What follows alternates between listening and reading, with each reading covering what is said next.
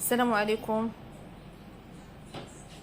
نتمنى تكونوا على خير وبخير وبصحة جيدة. اللي تلاحظ انا حاليا في المغرب وشنو واقع في المغرب، ما بقاوش الناس تقلبوا على المحتوى الهادف او لا المحتوى المحترم، تقلبوا على الشوهة والفضيحة. نهضروا على حديث الساعة اللي هو كاين في المغرب. حديث الساعة شنو هو في المغرب؟ هو القنوات المعروفة والقنوات اللي عندها نسبة المشاهدة عالية وبدون محتوى، والناس اللي هما تيطبلوا ليها وتيزيدوا يطلعوا ليها المشاهدة حتى هما بدون محتوى، تابعين وتيهضروا باش حتى هما لعل وعسى يطلعوا قنواتهم، هما راه عمرهم ما يطلعوا. هادوك للاسف طلعوا في واحد الفتره اللي هي فتره كورونا، كانوا الناس ما لاقيين ما يدار، ما لاقيين فاش يتفرجوا، اختاروا انهم يتفرجوا في الوسخ والخنز اللي كاين قدامهم. المهم يعني يشغلوا وقتهم، لانه كيف تتعرفوا ما كاين لا خروج لا دروج. شكون هما هاد القنوات؟ هاد القنوات كتار في المغرب، ولكن للاسف نحاصروا في واحد المدينه لا ديك الاسم ديالها، مع انها مدينه محترمه وتتعجبني. شكون هما هاد الناس؟ حديث الساعه غادي نطرق بزاف ديال المواضيع، ولكن ماشي في فيديو واحد، لان الهضره كثيره وما نقولش لكم السكات حسن، لا هضروا ودافعوا على بلادكم. الناس اللي تتمشيو تضامنوا مع بوكريشه، الناس اللي تتضامنوا مع اسره مغربيه نسميها، الناس اللي تتضامنوا مع السريعه، الناس اللي ضد السريعه، الناس اللي ضد بوكريشه، الناس اللي تتضامنوا مع البدويه، الناس اللي تتضامنوا مع سعاد جوهره مغربيه، انا تنسميهم باش يعرفوهم، الناس اللي تتضامنوا مع سميره مربوحه، والعديد العديد العديد.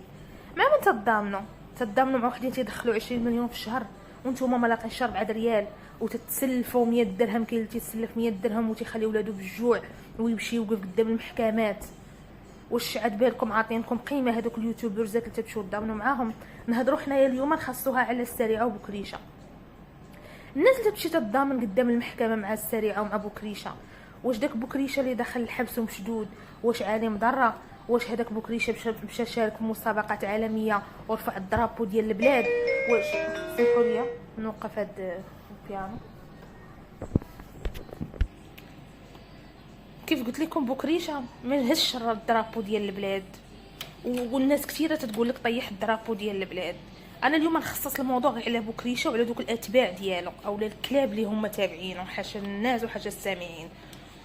اليوتيوبرزات اللي تمشيو تضامنوا مع بكريشه، علاش ملي ارتفعت الاسعار وعياو الناس يديروا هاشتاغات ويقولوا لكم نوضوا هضروا على حقكم، راه نتوما تتقطعوا وتتعذبوا ما لاقيش باش تاكلوا وتوكلوا وليداتكم، علاش ما درتوش فيكم النفس ديال المغاربه الاحرار وانتو درتوا ديك المظاهرات اللي تديروا على بوكريشه تيدخل 20 30 مليون بقنواته كامله تيدخل 50 مليون وعايش عيشه الامراء؟ علاش لي ما نتوش درتوا ديك المظاهره على الغلاء؟ ما تنقولش لكم ضربوا في بلادكم، ديروا مظاهره سلميه وهضروا على حقكم. الملك عطاكم الحق في الدستور بانكم تهضروا تعبروا على حريتكم وعلى الحاجه اللي ضركم بكل احترام. بلادنا الحبيب ما نبغيوش ليه انقلاب. بلاتي واحد سمحوا لي اعتذر، بلادنا عزيزه علينا وملكنا عزيز علينا، ولكن كروش الحرام اللي هما حاكمين حاليا واخدين المناصب في المغرب هما اللي دمروا المغرب ودمرونا احنا كشعب.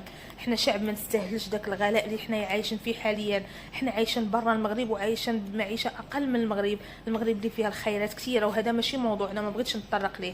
بغيت نقول لكم هاد النفس اللي هزكم على واحد تيضرب 50 مليون، علاش ما هزاتكمش على بلادكم؟ علاش ما هزاتكمش على الفساد اللي في بلادكم؟ علاش ما غيرتوش المنكر اللي في بلادكم اللي نايضا تغيروه مع اليوتيوبرزات؟ بكل خلاصه نقول لكم الناس اللي تتمشي تساند بوكريشه ما تتساندش بوكريشه حبا بوكريشه، راها تتساند بوكريشه حبا انهم يطلعوا قنواتهم. اللي تنعرفوا غادي يتضامن مع بوكريشه، علاش ما تتوصلوا قدام المحكمه تتهزوا التليفونات وتصوروا مع اليوتيوبرزات اللي كاينين؟ بحال راه تتصوروا لي مع هذا اسماء بيوتي زعما عندك 3 المليون ديال المشاهده، نتوما تتصوروا مع وسخ وخنز ما عندهمش حتى 20,000 ابوني. السريعه اللي نتوما غادي تضامنوا ليها مع راجلها هي وهذوك الباترونات حاشاكم ديال ربايباتها ملي تيساليهم من المحكمه تيخرجوا ما تيعبروكمش بحال الكلاب، تتبقاو تما. علاش ما تيعطيوكمش حتى كلمه زوينه في حقهم؟ تيقول لك هي تتقولها السريعه فمها ما نوقفش باش ما نصور مع حتى شي قناه، يعني متكبر عليكم ما طلعش لكم المشاهده. نتوما يا الخنز ديال الكلاب، يا الكلاب الضاله، تمشيو وتواسيو وحده وواحد ما معبرينكمش. عمر بوكريشه ما ضامن مع شي قناه ولا طلع شي قناه وتمشيو دابا تضامنوا معاه. شنو دار هاد بوكريشه؟ هاد بوكريشه بكل خلاصه لخصوا لكم، انا كنت متابعه وتنعرفوا مزيان. هاد بوكريشه طلع من الفقر ومن الوسخ وعنده عقده ضد الفلوس، لانه كان تحت رحمه امراه كانت فعلا شريفه وتجيبها بالحلال. كانت سعاد معيشها بالحلال. انا ماشي مع سعاد حاليا وماشي مع بوكريشه وماشي مع السريعه، انا ضدهم في حوايج كثيره وكل ما نهضر عليهم. ولكن اليوم بوكريشه ونهار بوكريشه غراتو الماده. بوكريشه نهار اللي بقى تيدمم على الناس وعلى المحسنين وتيقول لهم بان سعاد جرات عليا من الدار وجرات عليا انا وولادي، وبقى يدمم وبقى يتمسكن حتى تمكن وحتى طلعت ليه القناه.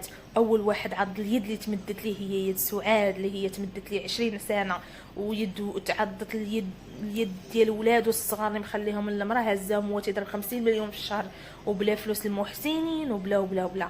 بوكريشه بقى يتنفخ وغراتو المشاهده وحتى تفرقع، وكان اخيرته هو السجن. علاش دخل بوكريشه السجن؟ ما نقولش لكم دخل مظلوم او لا ظالم. بوكريشه زلاتو لسان، حنا عارفين بوكريشه خبز ربي في طبقه. واحد الانسان غراتو الفلوس، واحد الانسان نقولوا حنا درويش. بوكريشه راه ماشي شي واحد حرايمي، اللي نفخات فيه هي السريعه واللي كان خاصه الحبس هي السريعه.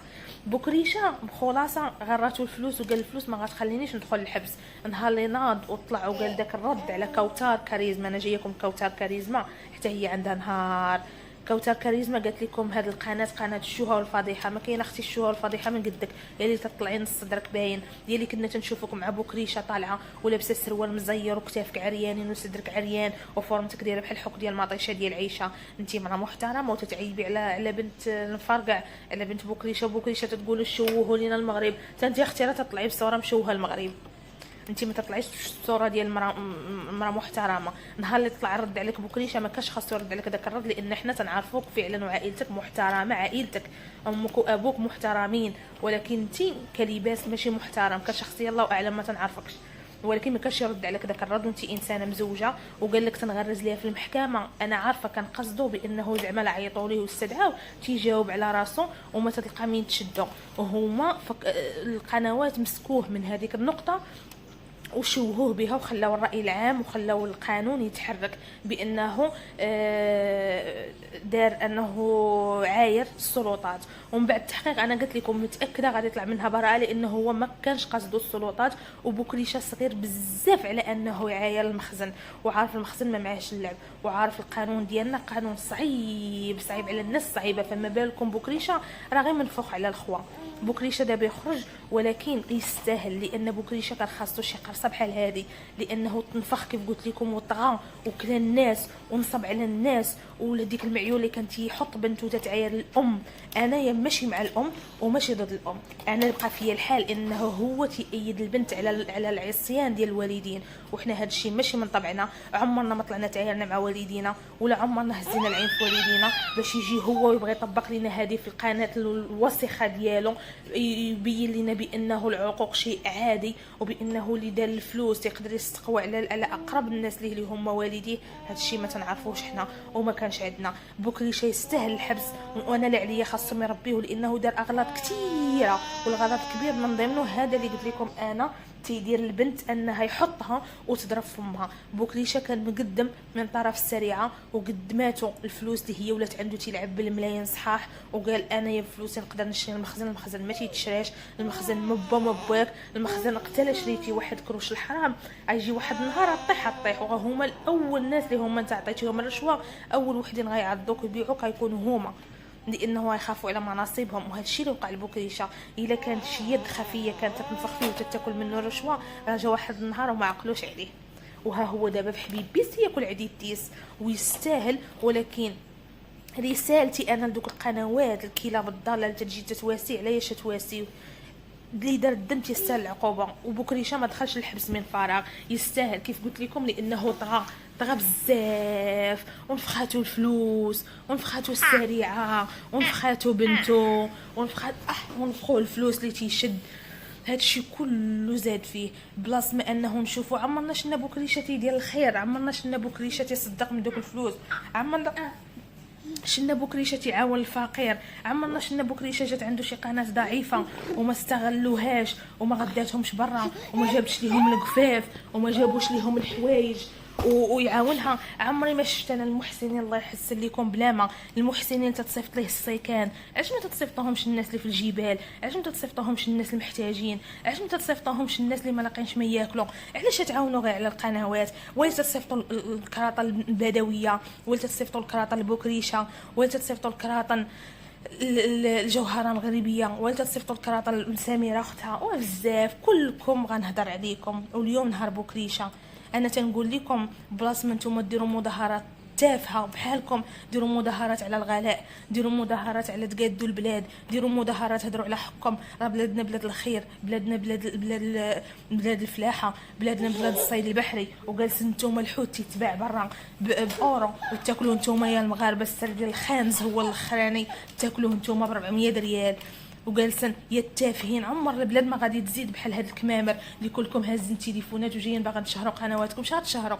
عندكم شي محتوى مخير فيكم؟ لا وجه لا دار لا محتوى باش غادي تشهروا وتقولوا لا هذيك القناه ما دعماتنيش. الناس راهم تيتفرجوا في اللي بغاو، عجبتيني نتفرجوك، ما عجبتينيش راه واخا يدعمك اينشتاين ما غاديش تشهر وتقولوا وتنوضوا تعايروا ولا تأيدوا بكريشه، اولا الناس اللي ضد بكريشه وديك المهزله وداك المنفوخ داك بارد النفس داك الجمعاوي داك التافه داك الكاسول اللي ما تيعرفش ينطق جمله مفيده على بعضها، دير مهزله في باب المحكمه وجالس تعاير في السريعه وعاير دوك البنات ويقول لهم متقوبه. تبغي تقول على شي واحد يقول على اختك متقوبه، يبغي شي واحد تقول على امك متقوبه.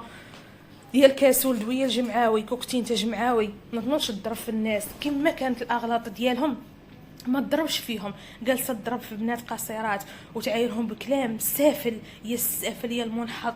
ودير ديك الوقفه والله ما لقيتي دوك المخزن اللي تما في الباب ديال المحكمه رجال اما يشدوا ديال امكم يطلقوا عليكم السيمي وياكلوكم ويوريكم مظاهرات سلميه جايين تضامنوا مع تضامنوا مع بكريشه يشدوا المخزن. اذا نتوما تضامنوا ضد المخزن ما قابلناش الحكم ديال المخزن، لانه المخزن ديال الخدمه ديالو نتوما تتشوشروا عليه. جاي داك القمعاوي هذاك ما هو جمعاوي ما هو توزه، هذاك راه غادي نطلقها عليكم ودير عليكم فيها بطل وقناه مليونيه. ما عرفتش انا كيفاش وصلوك اخويا لهداك المليون. يا الكاسول يا اللي كنتي قواد غالب بنات مكناس راك تفضحتي، يا اللي تتنوض وتطلع تتعاير السياده تتعاير الصحافي اللي مثقف ما توصلش لثقافته الوانكم وتقول عليه تيتحرش بالنساء. ما كاينش المتحرش من قدك، يا القمعاوي اللي تدخل في المشاكل الناس باش تستافد ماديا. وهذا الشيء اللي وقع القمعاوي او الجمعاوي السريويلي هذاك مدلدل السروال هو اللي داير هذا الشيء هذا كامل، هو اللي نافخ هذيك الام ونافخ القنوات وحرض القنوات باش يدخل بكريشه للسجن. هو سبب بكريشه في السجن، وبكريشه كيف قلت لكم يستاهل لان حتى بكريشه تنفخ. وانا مازال عندي ما نقول على بكريشه، ولكن ماشي في هذه الحلقه اللي بغيت نوصل لكم بان هادشي اللي تديروا فيه راه غلط. القنوات الشعب المغربي راه دخل شي واحد الحبس خليه منه زبلته. نتوما بعدوا اللور نوضوا هضروا على شي حاجه اللي غادي تستافدوا منها، اما بكريشه والسريعه عمركم ما تستافدوا منها. وهالناس اللي نايضين واحد النقطه، الناس اللي نايضين ضد السريعه ها ما نايضنش ضد السريعه غير فعلا قالك تنحاربوا الفساد. وريوني هذا الفساد اللي دايرين هذه القناه، انا قلت لكم ماشي معها ولكن ضدها في افكارها، ضدها في بعض الخرجات ديالها. فعلا الاغلاط اللي دارت اسره مغربيه ان البنت كانت تضرب فمها والراجل خرج امو ديك شنيتيكا وخرج مرته كلهم كانوا تيضربوا في ديك الام مهما دارت ومهما كانت خايبه حتى هي عندها اغلاط وغادي نجي ليها. مهما كانت خايبه تتبقى امي، تتبقى هي اللي والداني، تتبقى هي اللي حملت بيا، تتبقى هي اللي كانت تضرب عليكم تماره راعي. غير ديك التماره اللي كان الاب جالس في الظل وهي تمشي في الشمس وتمشي في الحراره وتمشي في الشتاء وتوكلكم وتنوضوا تضربوا فيها. هذا هو اللي انا ضد بكريشه.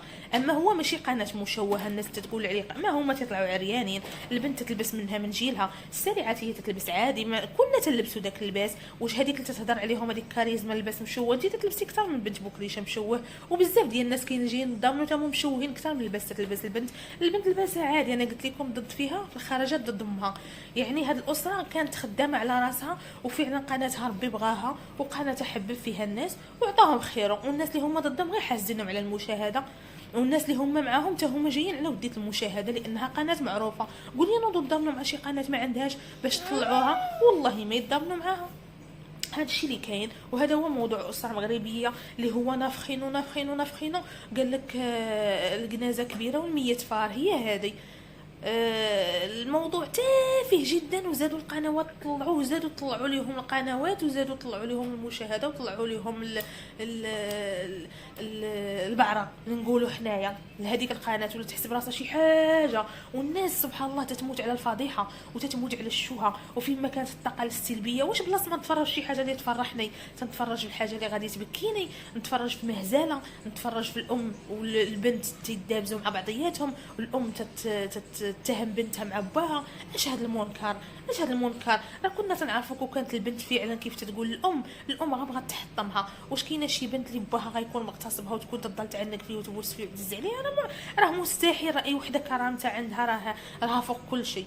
راه هذا الشيء ما كاينش، وهذا الشيء اللي صورت لنا هاد الجوهره مغربيه موضوعه هو الثاني. هذا الشيء راه حرام، وهذا الشيء ما تيبغيه لا ربي لا عبده. وفيقوا يا الناس وعيقوا وعرفوا بان هذا الشيء كله داير ادسنس، كله على ودية الادسنس. كلشي بايع دمه، كلشي بايع لحمه، كلشي بايع دينه على ودية الادسنس. وشكون الضحيه؟ الضحيه نتوما لما لاقين شهر 4 ريال. بلاص ما تنوضوا تفكروا في المستقبل وتفكروا شنو غادي ديروا وكيفاش تنجحوا وكيفاش تطوروا حياتكم وحياه ولادكم، بقى مقابل ليا اسره مغربيه راه دارت المستقبل في ظرف عامين والله يزيدها. انا ما تنحسد حتى شي واحد، ولكن حنا ما بغيناش هذه المهزله. اللي عنده شي قناه يخدم عليها ويخليو الناس يخدموا على راحتهم. ديك الاسره الا كانت مشوهه نقاطعها، ومنها القانون راه فوق الجميع. اللي داروا شي اغلاط راه القانون حامي ديك البلاد، ماشي القنوات اللي حاميين المهزله اللي دايرين هذوك القنوات وفاضحيننا قدام العالم. ولا تسيرتنا على كل لسان، ولينا فين ما ندوروا كلشي المهزله نايضه في اليوتيوب المغربي. مالهم تلهطوا على الادسنس، مالهم تلهطوا على فلوس. واش حنا عمرنا عايشونا والدينا فلوس الادسنس؟ حنا طول عمرنا عايشين بما يرضي الله بكتيفاتنا، بكتيفات والدينا وكتيفاتنا حتى حنا خدموا علينا وخدمنا عليهم. والله يجعل البركه. ما بغيتش نطول عليكم، ما نكذبش عليكم. تفقست انا ملي تنشوف بحال هذا الشيء على بلادي، بلاص ما انني نتضامن مع شي حد اللي هو رفع رايه بلادي برا المغرب خاصه وداخل المغرب. نضامن انا مع وحدين ما دايرين حتى شي حاجه. النهار وما طالهم يبينوا لنا راسهم في الكوزينه وتياكلوا، نهار ما طالهم يبينوا لنا شنو شراو وجالسين تيفقصوا في واحد ما عنده. يعني ما كاينش حتى المحتوى، ما كاينش. ما تيبينوا لنا شي شهوات نتعلموا منهم، ما تيبينوا لنا شي قناه اللي هي تتعلمنا الدين. الله يعز واحد القنوات اللي انا تنتفرج فيهم ونعم القنوات. ما نقولش لكم ندير لهم اشهار، ولكن اش نقول لكم، تلقى الاب والام تيهضروا معاهم في القنوات ديالهم على الدين وتيحاولوا يوصلوا بواحد الطريقه غير مباشره للناس.